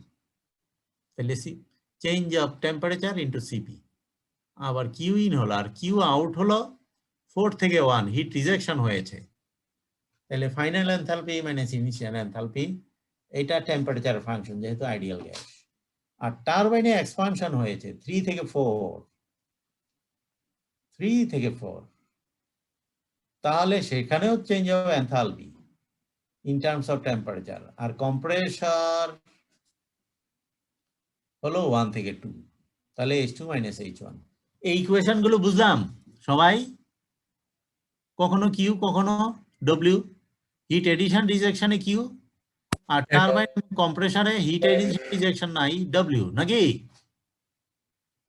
আবার এনথালপি আসলো থেকে, আবার এনথালপির সাথে আবার টেম্পারেচারে কি সম্পর্ক সেটাও জানলাম, যেহেতু আইডিয়াল গ্যাস। হ্যাঁ, তাহলে তো আমরা শিখেই গেলাম, এই তো প্রবলেম করা কোনো ব্যাপারই না, এফিসিয়েন্সি বের করা কোনো ব্যাপার না। তাহলে এফিসিয়েন্সি কি? Net work divide by heat in. নেটওয়ার্কটা মানে কি? কিউ যতটুকু ইন হয়েছে যতটুকু আউট হয়েছে সেটাই তো নেট, ডিভাইড বাই ইন, তাহলে আউট বাই ইন। তাহলে আউটটা আমরা কি পেলাম? আউটটা তো এখানে 4 - 1 নাকি, T4 - T1। আর ইন হলো 3 থেকে 2 নাকি, এখানে ইন হয়েছে 3 থেকে 2, CP CP cancel, T4 - T1, এই যে। তাহলে thermal এফিসিয়েন্সিটা 1 - T4 - T1, T3 - T2। আচ্ছা, এই তোমার এনভায়রনমেন্টের টেম্পারেচার যদি ভেরি না করে, অর্থাৎ T1, এই যে টারবাইন যে এয়ারটা নিল তার টেম্পারেচার তো একটা ফিক্সড, ওই এনভায়রনমেন্টের টেম্পারেচার। এই T1 যদি ফিক্সড হয়, তাহলে এই থার্মাল এফিসিয়েন্সিটা ডিপেন্ড করে T4 এর উপর।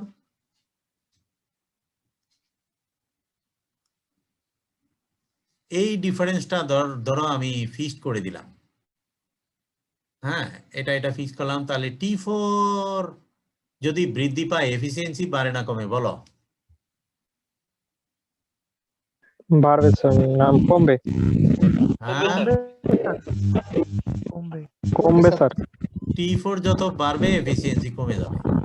তার মানে এই যে এক্সস্ট টেম্পারেচার যত কমাইতে পারবো তত এফিসিয়েন্সি বাড়বে নাকি? তাহলে এক্সস্টের টেম্পারেচারটা কম হইতে হবে। আচ্ছা, তাহলে T3 কি অবস্থা? T3 যত বাড়বে, এটা কি টারবাইনের ইনলেট টেম্পারেচার নাকি কম্প্রেশনের শেষের ফ্লুইডের টেম্পারেচার? এরপর থেকে তো টারবাইনে ইনলেট করে, টারবাইনের ইনলেট টেম্পারেচারটার আরেকটা নাম হলো ফায়ারিং টেম্পারেচার। এই ফায়ারিং টেম্পারেচারটা যদি যত বৃদ্ধি পায় কি হবে? এটা যত বাড়বে নিচের টার্মটা বড় হয়ে যাবে না? নিচের টার্মটা বড় হলে তো এই রেশিওটা কমে যাবে। তাহলে 1 থেকে যত কম হয় তত ভালো এফিসিয়েন্সি বেড়ে যাবে। তার মানে টি যত বাড়বে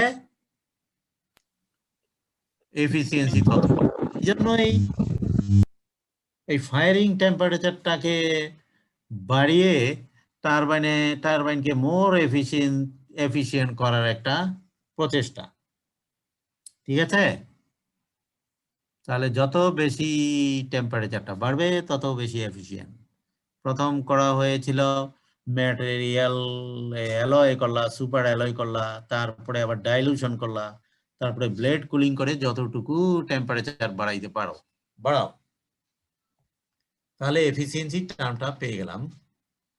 আর আবার আইসেন্ট্রপিক রিলেশনশিপ থেকে T2/T1 আমরা এইভাবে লিখতে পারি, P2/P1 এটাও জানি। আবার 3-4 এটাও একটা রিলেশনশিপ, 3-4 টেম্পারেচার এইভাবে লিখতে পারি।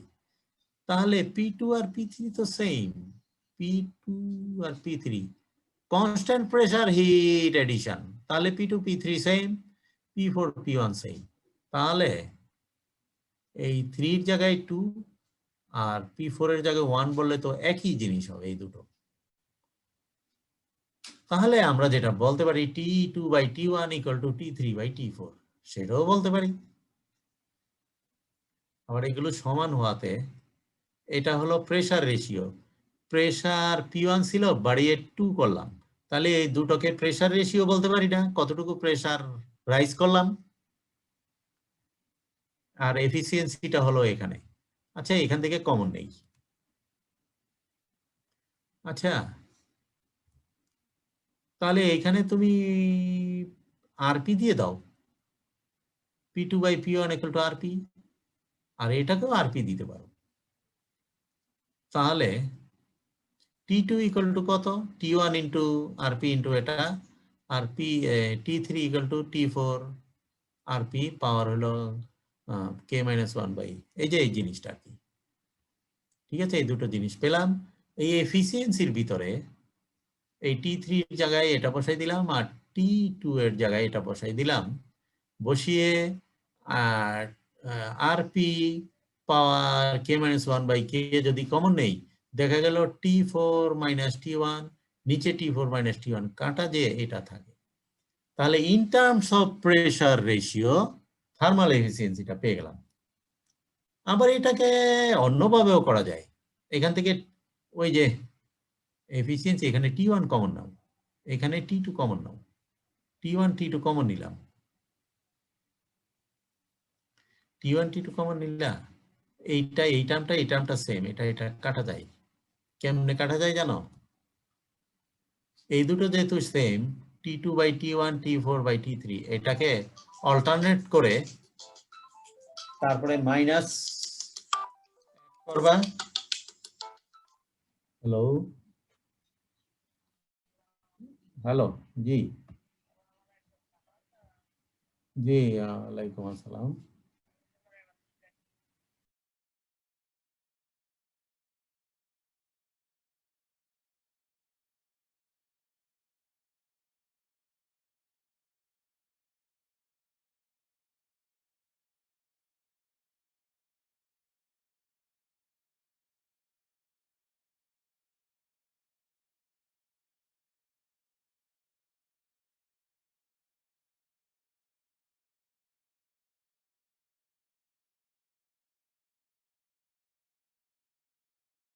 হয়ে গেল।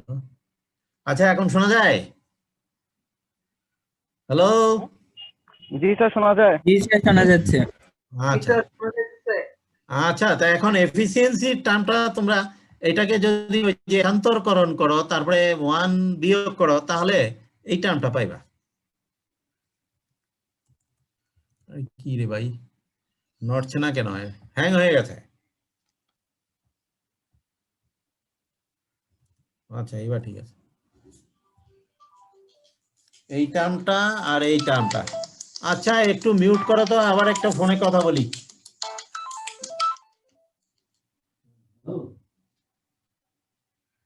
হ্যাঁ হ্যাঁ হ্যাঁ, কেমন আছো তোমরা?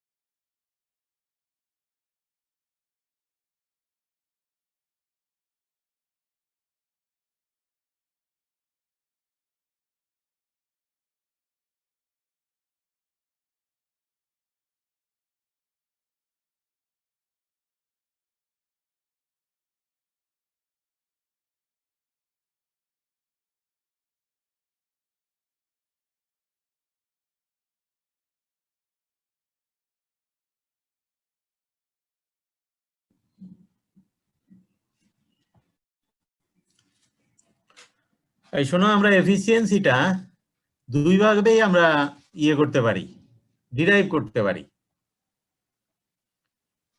একই thermal efficiency in terms of pressure ratio. এখন এফিসিয়েন্সি যদি এরকম হয় T1 আর T2 হয়, আবার এটা সমান আমরা জানি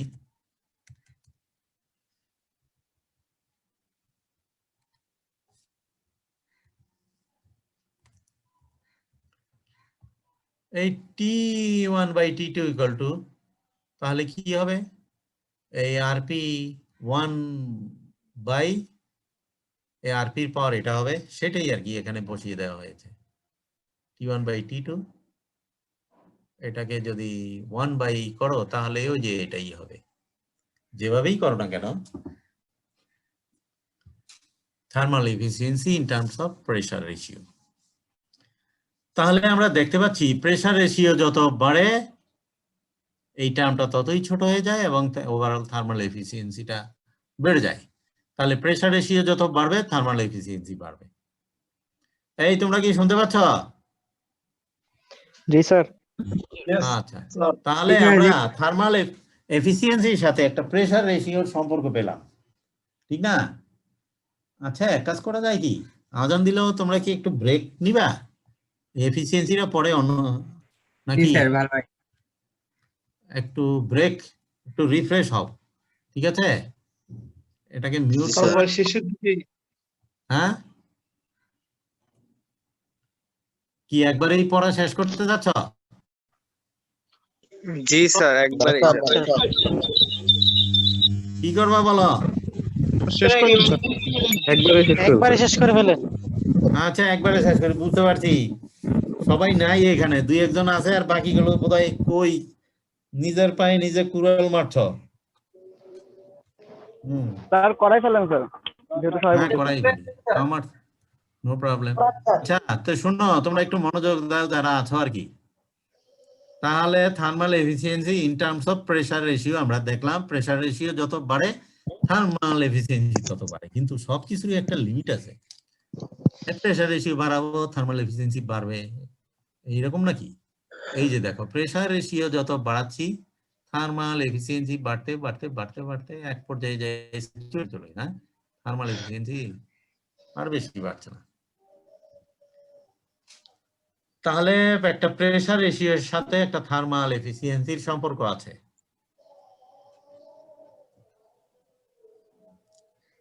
আচ্ছা এখন এই যে 1 থেকে 2,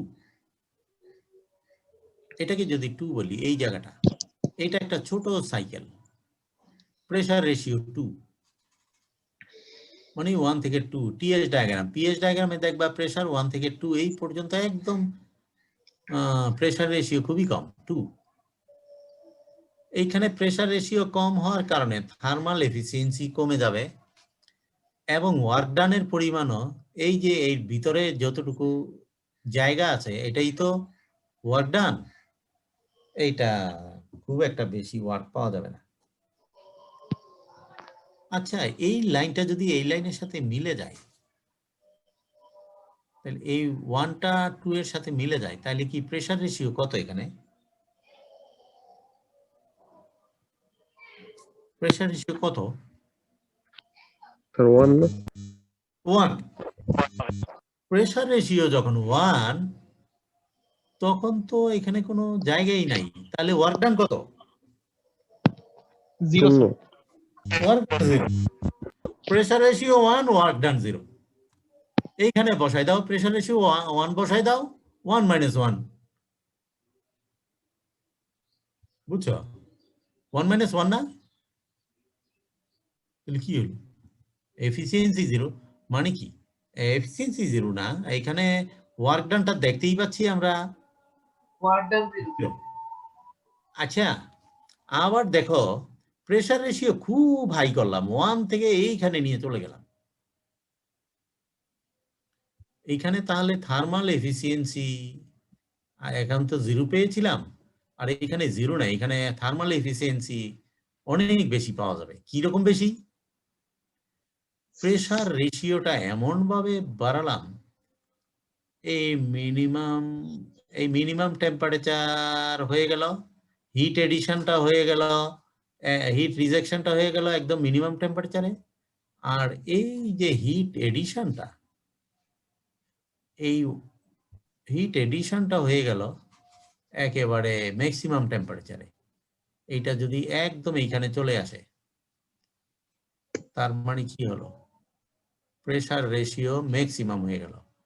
তাহলে হিট এডিশনের টেম্পারেচার হয়ে গেল টি ম্যাক্সিমাম, হিট রিজেকশন টি মিনিমাম। তাহলে এফিসিয়েন্সি হয়ে যাবে কার্নোট এফিসিয়েন্সি, নাকি? এফিসিয়েন্সি হয়ে যাবে ম্যাক্সিমাম, যেটা কার্নোট এফিসিয়েন্সি সমান। কিন্তু সেই ক্ষেত্রেও তোমার ওয়ার্ক ডানটা 0। আরে বাবা, তাহলে কি হইলো ঘটনা? কোথায় গেল?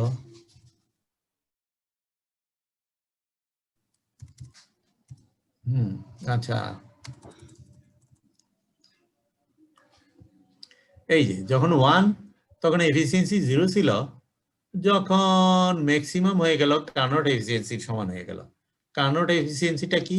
1 - টি মিনি বাই টি ম্যাক্সিমাম। সেইখানে ওয়ার্ক ডান 0। তাহলে ওয়ার্ক কোথায় পাওয়া যাবে? এই এক্সট্রিম কেসগুলোতে কোনো ওয়ার্ক ডান নাই, তাহলে গ্যাস টারবাইন বানাইলাম কেন? তো মাঝখানে একটা প্রেসার রেশিও আছে, যেই প্রেসার রেশিওতে আমি একটা অ্যামাউন্ট পাবো। তাহলে কোন প্রেসার রেশিওতে আমি ম্যাক্সিমাম ওয়ার্ক পাবো, সেই প্রেসার রেশিওটাকে বলা হয় অপটিমাম। স্যার সেকেন্ডটাতে ওয়ার্ক ডান হলো না কেন স্যার? হ্যাঁ, সেকেন্ডটাতে ওয়ার্ক ডান হলো না কেন? ওটা একটু আরেকবার বললে ভালো হতো স্যার। এই লাইনটা যখন এটার সাথে মিলে যাবে,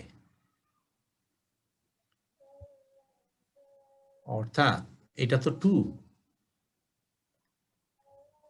হ্যাঁ, এই যে 1, এই 1টা, এই যে এখানে 2, এই 2টা কি হবে জানো? এই 2টা এই ম্যাক্সিমাম টেম্পারেচারের সাথে মিশে গেল ধরো, অথবা এইটা যায় এটার সাথে মিশে গেছে। কোনটা? এই লাইনটা এটার সাথে মিশে গেছে। তাইলে কি হলো? 2 পয়েন্টটা কোথায় চলে যাবে? এই জায়গায় না, নাকি? জি স্যার, জি স্যার। এরিয়া নাই, 0, তার মানে ওয়ার্ক 0।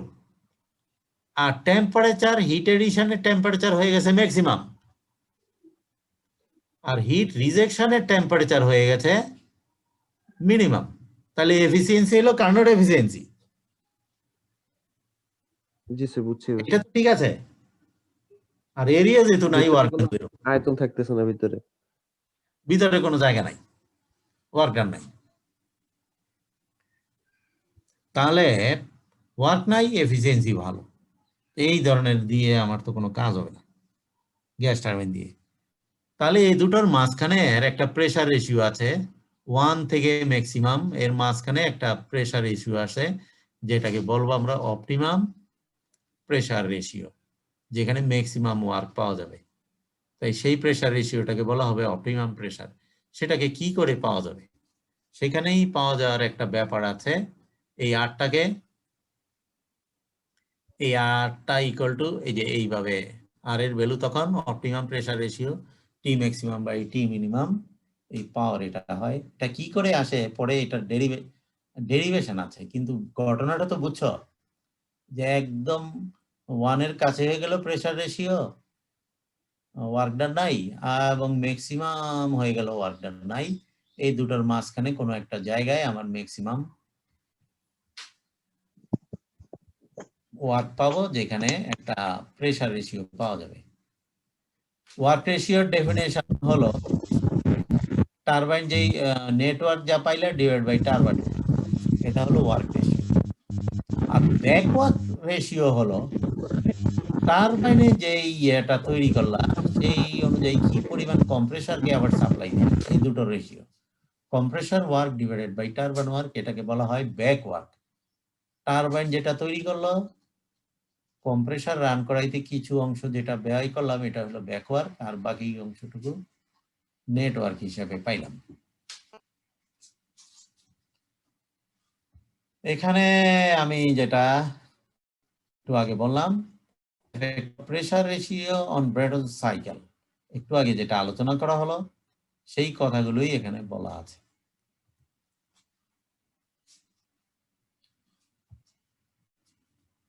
ঠিক আছে, এই কার্নোট এফিসিয়েন্সি সমান ম্যাক্সিমাম, তাহলে ওটার সাথে যদি ইকুয়েট করো কার্নোট এফিসিয়েন্সি, তাহলে এই ম্যাক্সিমাম প্রেসারটা হবে এটা।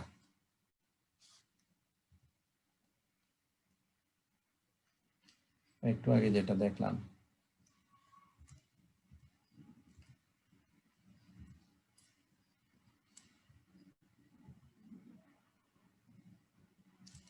এই লাইনগুলো পড়বা। তোমাদের এই জিনিসগুলো কোথায় ভালো বলা আছে, এটা বই থেকে নেয়া, পিকেনাগের বই থেকে নেয়া। যদিও তোমার এই ম্যাক্সিমাম জিনিসগুলো সেঞ্জেলের বই থেকে, এটাই পিকেনাগের বইয়ে আছে।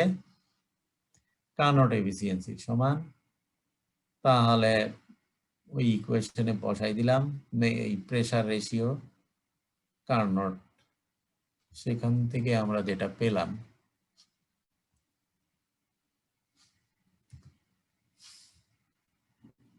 ওই যে এখানে একটু আর একটু বোধহয় ভালো, এটা পড়লেই বুঝতে পারবা। এখন মনে হচ্ছে যেন কি হিবিজিবি যা বললাম, এইটা পড়ে যদি বুঝতে না পারো আমাকে আবার জিজ্ঞেস করবা।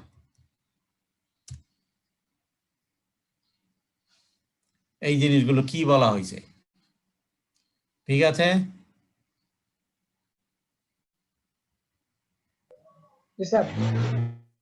হ্যাঁ, তোমরা ইয়ের বইটা পড়বা, কি পিকেনাগের বইতে সুন্দর করে দেয়া আছে। এইখানে হয়তো ইয়েগুলো ঠিক মতো তোলা নাও হতে পারে, আমার কাছে দেখে সুবিধার মনে, তারপরেও মোটামুটি জিনিসটা উঠছে। তোমাদের কাছে পিকেনাগের বই অনলাইনে চাইলে আমার থেকে নিতে পারো, আমার কাছে একটা আছে। এখন pressure ratio for maximum network output, তাহলে নেটওয়ার্কটা কি? Turbine work minus compressor work, নাকি? এটাই তো নেটওয়ার্ক। তাহলে T3টা হলো ম্যাক্সিমাম আর T1টা হলো মিনিমাম। আর এই আইসেন্ট্রপিক রিলেশনশিপ থেকে এটা বলতে পারি ইন টার্মস অফ প্রেসার। তাহলে T4 equal to in terms of T3, আর T3 কে ম্যাক্সিমাম লিখলাম, এবং T2 by T1 isentropic relationship, তাহলে T2 এটা পেলাম ইন টার্মস অফ T1 অথবা T মিনিমাম, আর এখানে T4 আর T2 আগেই তো এইভাবে আমরা বের করে আসছি। ওই এফিসিয়েন্সি বের করার সময়, ঠিক না? T4 আর T2 in terms of T1 আর T3। এইখানে যখন বসাই দেব T3 আর T1 এ, তাহলে network in terms of pressure ratio, তাহলে কোন প্রেসার রেশিওর জন্য নেটওয়ার্কটা ম্যাক্সিমাম হবে? কি করতে হবে? এটাকে ডেরিভেটিভ করতে হবে ইন টার্মস অফ আরপি এবং সামনে জিরো ইকুয়েট করতে হবে, নাকি? এটাই তো টেকনিক। তাহলে এটাকে ডেরিভেটিভ করলাম with in terms of RP equal to 0 বসাই দিলাম। তাহলে আমরা পেয়ে গেলাম এই যে অপটিমাম প্রেসার ইকুয়াল টু এটা। এই জিনিসটাই তোমাদের এই যে বললাম যে এইভাবে ডিরাইভ করা যায়। কোথায়? এই যে এই জিনিসটা এখানে স্যাঞ্জেলের বইতে ডিরাইভ করে দেখায়নি, তোমাদের পিকেনাগের বই থেকে এটা ডিরাইভ করে দেওয়া হলো। এটাই এটা পাওয়া গেল। তার এটা আরপি, এই তাহলে অপটিমাম প্রেসারটা হলো রুট ওভার আরপি, এই পিটা হলো আর এর সাফিক্স, সামনে না, ঠিক আছে?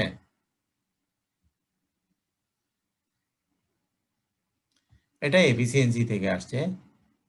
এই যে একটু আগে যে রিলেশনশিপটা পেলে, এই RP equal to maximum minimum পেলে না? আবার এখানে ম্যাক্সিমাম মিনিমাম এই পাশে নিলে অপটিমাম, তাহলে আরপির সাথে এই সম্পর্কটা অপটিমামের সাথে এই যে এই দুটো থেকে এটা পাওয়া যায়, ঠিক আছে? এই টি ম্যাক্সিমাম আর মিনিমাম এর জায়গায় এই r⁴ ইন্টু এই যে এটা বসাই দাও, তাহলে এই 2 ক্যান্সেল হয়ে কি থাকে দেখবা? রুট ওভার থাকে, 1/2 থাকে এই রুট ওভার, ঠিক আছে? এই দুটো থেকে এটা পাওয়া গেল।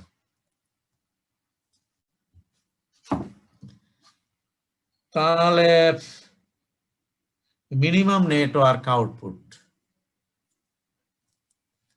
সে একইভাবে ম্যাক্সিমাম পাইছো এবং মিনিমাম নেটওয়ার্ক সেই ম্যাক্সিমাম ওয়ার্কটা পেলাম corresponding two optimum.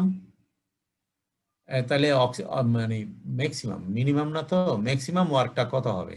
Optimum pressure রেশিওটা বসাই দিলেই তাহলে এই এফিসিয়েন্সি রিলেশনে যে অপটিমাম প্রেসার রেশিও, অপটিমামটা ইন টার্মস অফ টেম্পারেচার বসাই দিলেই আমি তাহলে এফিসিয়েন্সি পেলাম 1 minus root over T minimum by T maximum. এই অপটিমামটা বসাই দিলাম আর কি। আমি তো এফিসিয়েন্সি জানি in terms of pressure ratio, আর অপটিমাম প্রেসার বসাইলে তাহলে অপটিমাম এফিসিয়েন্সি। আর এটা হলো নেটওয়ার্কটা কত পাইলাম? এই যে অপটিমাম প্রেসারটা যে বের করলাম, এটা যখন এখানে বসিয়ে দেব এই ইকুয়েশনে, এই নেটওয়ার্কের ইকুয়েশনে এই জায়গাটায়, তাহলে নেটওয়ার্ক কত? এটার ভ্যালু যখন বসাই দেব তাহলেই ম্যাক্সিমাম ওয়ার্কটা পাওয়া যাবে। সেটাই এখানে বসিয়ে দেওয়া হয়েছে। বসিয়ে দিলেই সিম্পলিফাই করে দেখাচ্ছে root over T maximum minus root over T minimum whole square, আর এফিসিয়েন্সিটা পাওয়া যাচ্ছে in terms of root over 1 minus, আর কিছুই নাই, একটু ডেরিভেশন আর কি। আর এগুলো সব এখন তোমাদের এখানে কিছু প্রবলেম আছে। এই প্রবলেমগুলো সহজ, এই থিওরিটা যদি বুঝে থাকো তাহলে প্রবলেম কোনো ব্যাপারই না। যেমন inlet condition to a Brayton cycle আর 1 বার এন্ড 300 কেলভিন। এই 1 এ এয়ার কে নেওয়া হচ্ছে টেম্পারেচার 300 কেলভিন আর pressure 1 bar. The cycle pressure ratio is 6.5. The temperature at the inlet to the turbine is 1500 Kelvin. অর্থাৎ এই T3 টা 1500 firing temperature. Calculate the performance parameter of the cycle. এটা একটা জেনারেলাইজ প্রবলেম, যাতে সবগুলো term বের করা যায়, এই জন্য পারফরমেন্স প্যারামিটার বলা হয়েছে। তাইলে 1 থেকে 2 প্রসেসে আমরা এই আইসেন্ট্রপিক প্রসেসে T1 দেয়া আছে, P1 দেয়া আছে, প্রেসার রেশিও দেয়া আছে, তাহলে T2টা পেতে পারি। T2 বের করে ফেললাম।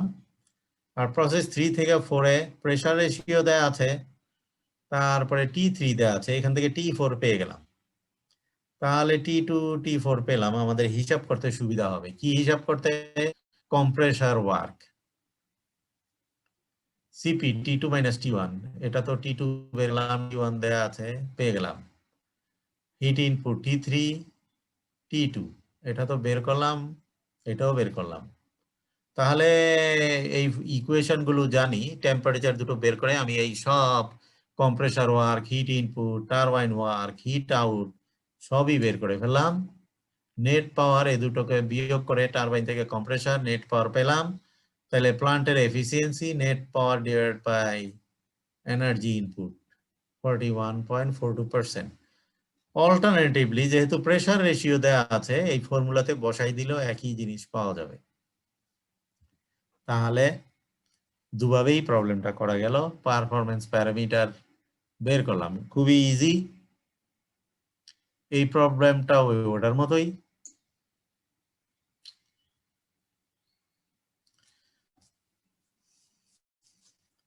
তোমাদের বলা হলো যে অ্যাকচুয়াল সাইকেলটা আইডিয়াল থেকে ডেভিয়েট করে। কি এখানে তো ফ্রিকশনের কারণে এন্ট্রপি বেড়ে যায়। তাহলে সেই ক্ষেত্রে সাইকেলটা কি করে তুমি ক্যালকুলেট করবা, নিউমেরিক্যাল প্রবলেম গুলো কি করে করবে, সেটারও একটা ব্যাপার আছে। আচ্ছা শোনো, এইখানে কি আদৌ তোমরা কি মনোযোগ দিচ্ছ? আমার তো মনে হচ্ছে পড়ানোর পর কোনো মনোযোগ জি স্যার, হ্যাঁ? জি স্যার, জি স্যার। আচ্ছা আজকে এই পর্যন্ত থাক। আমরা এই আইডিয়াল সাইকেল পড়লাম, এই ডেভিয়েশনটার এই আইসেন্ট্রপিক এফিসিয়েন্সি কম্প্রেসার টারবাইনের এই করে আবার এই কিছু আমরা কি করব, টারবাইনের এই রিজেনারেশন এই 1 ঘন্টা খানিক লাগবে আর কি, বেশিক্ষণ লাগবে না। তোমরা আমাকে একটু 1 ঘন্টা সময় দিবা, 1 ঘন্টাও লাগবে না, হয়তো আধা ঘন্টাই হয়ে যাবে। তোমাদের ইন্ট্রোডাকশন দিতেই আজকে সময় গেল, কিন্তু ইন্ট্রোডাকশনটা দরকার ছিল।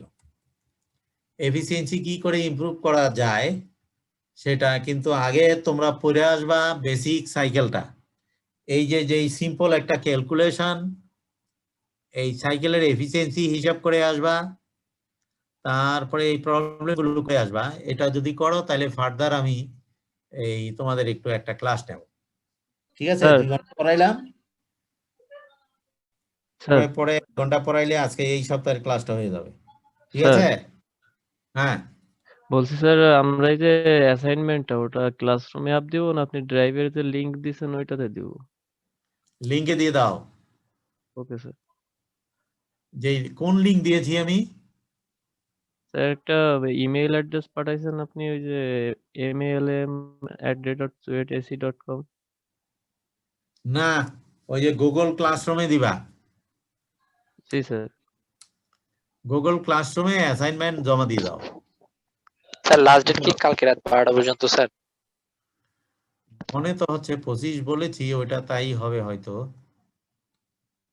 এখন আজকে 12টায় কি শেষ হয়ে গেলে বুঝতে যাবে যে তোমরা তো বলবাই হয় নাই, দেখি কি বলে, ঠিক আছে? জি স্যার। আজকে পরে তারপরে জমা দিও সময় মতো, ঠিক আছে? এখন এই গ্যাস টারবাইনটা একটু পড়াশোনা করো, এই নন স্টপ পড়ায়া ধৈর্য নাই। আমারও বলতে যাই আর দেখি যে তোমাদের আর আগ্রহ পাচ্ছি না, তোমাদের রেসপন্স নাই। আমরা অ্যাকচুয়াল সাইকেলের প্রবলেম গুলো করবো পরে, ঠিক আছে? আমি এখন এখানে স্টপ করি। আসসালামু আলাইকুম আসসালামু আলাইকুম স্যার।